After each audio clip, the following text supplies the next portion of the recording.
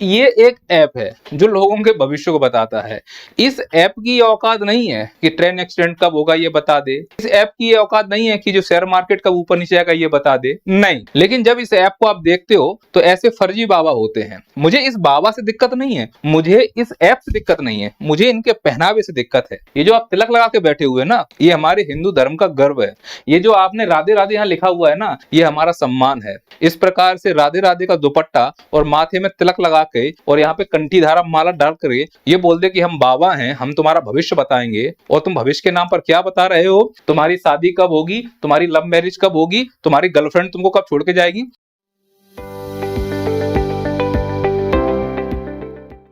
मुझे अब ऐसा लगता है अत्यधिक जनसंख्या वृद्धि भारतीय अर्थव्यवस्था की प्रमुख समस्या नहीं है, बल्कि अकेलापन भारतीय अर्थव्यवस्था की प्रमुख समस्या है जो हमारे विकास की गति को कम कर रहा है। आपने वो कहावत तो सुनी होगी ना कि खाली दिमाग शैतान का घर होता है। मेरा यह मानना है खाली दिमाग अंधविश्वास का घर होता है जो कुतर्क करने वाले मक्कार लोगों का सृजन करता है।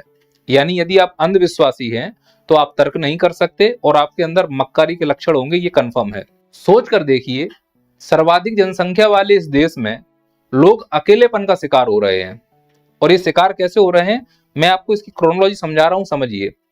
नौकरी की तलाश में गांव से शहर आते हैं, संयुक्त परिवार को तोड़कर न्यूक्लियर परिवार में रहने लगते हैं, माता पिता गांव में रह जाते हैं, तो बुजुर्ग अकेला है। जो बुजुर्ग हमारे बच्चों को संस्कार दे सकता था, आज उससे कोई बात करने वाला नहीं है, तो संस्कारों का उत्पादन कम हो गया है। जिन बच्चों को हम न्यूक्लियर फैमिली में रख रहे हैं, मियाँ बीवी नौकरी चले जाते हैं, बच्चे स्कूल से आने के बाद क्या करते हैं, मोबाइल चलाएंगे। तो ये जो मोबाइल है, ये जो खाली समय इस्तेमाल हो रहा है, इससे बच्चों के दिमाग में एक कीड़ा जा रहा है। चूंकि इनके अंदर मोबाइल देखने से स्किल तो आ नहीं रही है, और मोबाइल में जिस प्रकार के कंटेंट दिखाए जाते हैं वो निश्चित तौर पर संस्कारों वाले कंटेंट तो होंगे नहीं। इससे हमारे अंदर एक मक्कारी जन्म लेती है, क्योंकि स्किल है नहीं है। तो इसका परिणाम ये होगा, जब ये बच्चे बड़े होंगे तो इनके पास पहले से कोई स्किल नहीं है। जब यह काम मांगने जाएंगे तो मोबाइल चलाने के अलावा इनके पास कोई दूसरा काम था ही नहीं, तो या तो डिप्रेशन में चले जाएंगे या ये आत्महत्या कर लेंगे, या इनके पास ये तीसरा रास्ता है, जिनको देखकर ये बड़े हुए हैं, ये बिल्कुल वैसा ही भेष धारण कर लेंगे। अब जो बच्चा मोबाइल देखकर बड़ा हुआ है, जिसके अंदर स्किल का अभाव है, यह सब क्यों हो पाया? क्योंकि वो बच्चा अकेला रहा है। मियाँ अकेला, बीबी अकेली, माँ बाप अकेले, बच्चे अकेले, रहते एक ही घर में हैं, पर मोबाइल से फुर्सत ही नहीं है किसी को। और इसका परिणाम इस प्रकार की मानव संसाधनों का विकास हो रहा है। ये रंग बिरंगे मानव संसाधन को आप देख रहे हो, ये मानव संसाधन भारत के विकास को आगे ले जाएगा, ये मानव संसाधन भारत को विश्वगुरु बनाएगा। ये तो खोखले सपने हैं, ऐसा संभव कभी हो ही नहीं सकता है। अब सोचो, जो ये मानव संसाधन रंग बिरंगे बाल करके घूम रहा है, अगर इसे अपने बालों को रंग बिरंगा करना है तो इसके लिए पैसा भी लगेगा। अब पैसे के लिए काम करना पड़ेगा, काम के लिए काम आना भी चाहिए। जिंदगी मोबाइल चलाने में निकल गई। अब या तो ये चोरी चकारी करेंगे, लूटपाट करेंगे, और अगर नौकरी मांगने जाएंगे तो नौकरी मिलेगी नहीं। तो हमारी सरकार की इस व्यवस्था में, हमारी अर्थव्यवस्था में एक नई प्रणाली आई है मक्कारों के लिए पैसे कमाने की स्कीम, वो है सट्टा लगा लो। अब इस सट्टा लगाने में भी भाई कई सारी चीजें छुपी हुई हैं। क्रिकेट पे सट्टा लगाओ, तो जो लोग क्रिकेट पे सट्टा लगा रहे हैं उनका जीवन रोटी चल रहा है, कभी सट्टा लगता है कभी नहीं लगता है। इसमें एक बहुत कमाल की चीज छुपी हुई, जरा ध्यान से देखना। क्रिकेट के अलावा हमको पत्ते खिलाने का भी सट्टा लगाया जाता है, और इसमें जिसकी फोटो लगाई जाती है वो बड़ी ही उत्तेजनशील फोटो होती है। यानी जुए के साथ साथ तुम्हारी मानसिकता में एक हवस डाल दी जा रही है। आप किसी भी प्रकार के ऐड को देखो, वो हवस का सिस्टम बनाया जा रहा है। इस प्रकार की इमेजेस लगाई जाएंगी उभरे हुए शरीर से, जिससे तुम इस प्रकार के अवगुण सीखो, साथ ही साथ ऐसी हवस का शिकार हो। अब मानसिकता में जो हवस गई है वो किसी ना किसी माध्यम से तो बाहर निकलेगी। जब वो किसी ना किसी माध्यम से बाहर निकलती है तो उससे हमारी एनर्जी लूज हो जाती है। हम सीधी सी बात कहें, मास्टरबेशन बढ़ने की समस्या इस प्रकार के ऐड हैं, बलात्कार बढ़ने की समस्या इस प्रकार के ऐड हैं, क्योंकि खाली दिमाग शैतान का घर होता है। स्किल है नहीं है तो या तो तीन पत्ती खेल रहे हैं, या इस प्रकार की इमेजेस देख के उनके अंदर जो जिज्ञासा आ चुकी है, जो काम भावना आ चुकी है, उससे पूरी एनर्जी लूज कर चुके हैं। तो स्किल भी नहीं है, शरीर में एनर्जी भी नहीं है, तो मजदूरी भी नहीं कर पाएंगे। तो फिर अब लास्ट में क्या बचा जीवन यापन करने के लिए? भाग्य के भरोसे बैठना है। और भाग्य के अगर भरोसे बैठना है तो कोई भाग्य बताने वाला भी होना चाहिए। इस देश में सब कुछ हवा में हो रहा है। आजकल तो फर्जी बाबा बैरागी सब आ चुके हैं, सब अपना अपना भाग्य लेकर आते हैं, वो तुम्हारा भी भाग्य बता रहे हैं। तो ऐसे कई ऐप आ चुके हैं, ऐसे फर्जी आ चुके हैं जो तुम्हारा भाग्य बताते हैं, जैसे एस्ट्रोटॉक। ये एक ऐप है जो लोगों के भविष्य को बताता है। इस ऐप की औकात नहीं है कि ट्रेन एक्सीडेंट कब होगा ये बता दे।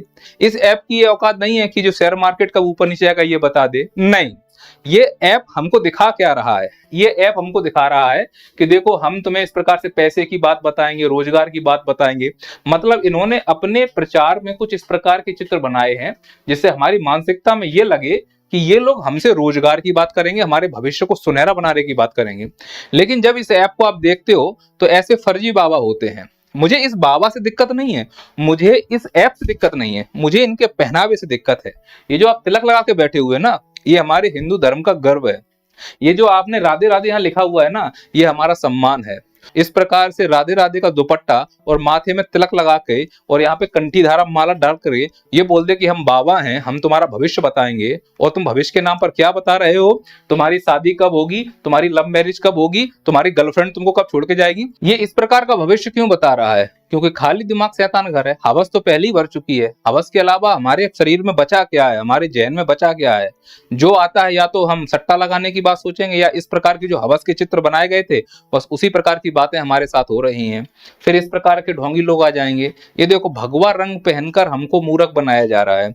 ऐसे आके भगवा रंग मेकअप वेकअप करके बैठ जाओ तो इसमें ये भगवा रंग का अपमान है, ये किसी को दिख नहीं रहा है। और जब ये चीजें दिखती नहीं तो बढ़ने लगती हैं। इससे पूरे हिंदू धर्म का अपमान हो रहा है, फिर इसका लोग फायदा उठाने लगते हैं। कुछ फर्जी बाबा आते हैं, कोरोनल के नाम पर दवाएं बेचते हैं और इसका हम विश्वास कर लेते हैं क्योंकि इसने भगवा धारण किया था। कई मंत्री भी इसके साथ शामिल थे तो लगता है हाँ ये सही बोल रहा है। मालूम चला कि इसने तो अप्रूवल भी नहीं लिया था, ये तो पूरी तरह से फर्जी है। फर्जी कौन हुआ, ये बाबा या ये भगवा? अगर ये भगवा फर्जी है तो फिर वो कहाँ है हिंदू के संरक्षक जो हिंदुओं की बात करते हैं? बाद में ये बाबा क्या करता है? अपोलॉजी करता है, माफी मांग लेगा। किसके लिए माफी मांग रहा है? कि हमने फर्जी विज्ञापन दिया था, हमारे द्वारा दिया गया विज्ञापन फर्जी था। अब बताओ ये दाढ़ी वाला ये लाला झूठा निकला या फिर ये भगवा झूठा निकला? कहीं ना कहीं भगवा का अपमान हुआ। लेकिन अगर हम चुप रहे तो ऐसे ही लोग भगवे का अपमान करेंगे, ऐसे ही तिलक का अपमान होगा, माथे पे चंदन का अपमान होगा, राधा के दुपट्टा का अपमान होगा, कंठी माला का अपमान होगा। तो अगर सच में हिंदू हो तो बहिष्कार कीजिए ऐसे ऐप का, सच में हिंदू हो तो बहिष्कार कीजिए ऐसे बाबाओं का, सच में हिंदू हो तो बहिष्कार कीजिए ऐसे उत्पादों का जो फर्जी विज्ञापनों पर निर्भर हों और फिर उनको माफी यहां पर मांगनी पड़ी।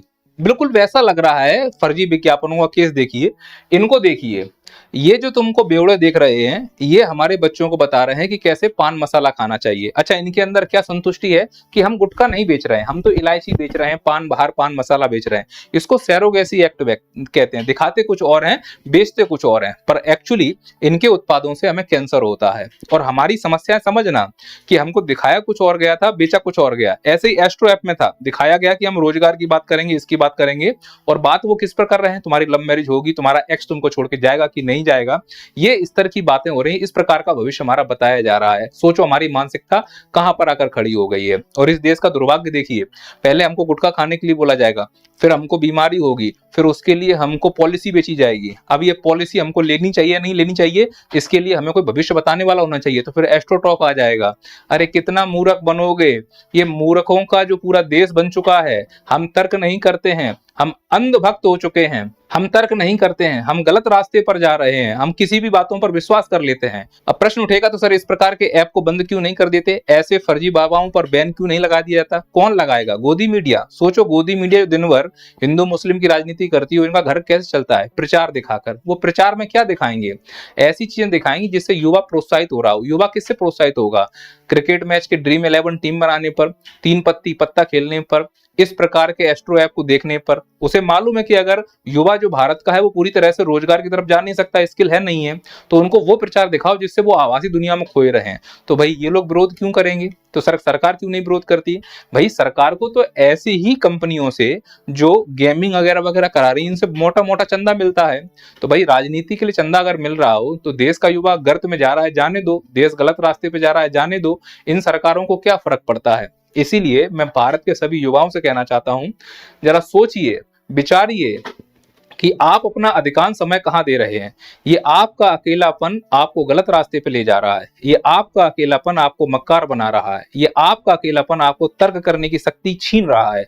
यदि आप तर्क नहीं करेंगे, सही को सही और गलत को गलत नहीं कहेंगे, तो आप निश्चित मानिए कि आपका जिंदगी बहुत लंबा नहीं है। आप ऐसे अंधकार में खो जाओगे कि आप उससे बाहर कभी नहीं निकल पाओगे, और आपकी आने वाली पीढ़ी भी उसी अंधकार में रह के फंस जाएगी, और आपका जिस प्रकार से शोषण हो रहा है भविष्य में इसी प्रकार से शोषण होता रहेगा। आप राजनीतिक रूप से, आर्थिक रूप से समझदार बनिए, तार्किक बनिए। भारत की अर्थव्यवस्था की चिंता करने से पहले अपने घर की अर्थव्यवस्था की चिंता कीजिए।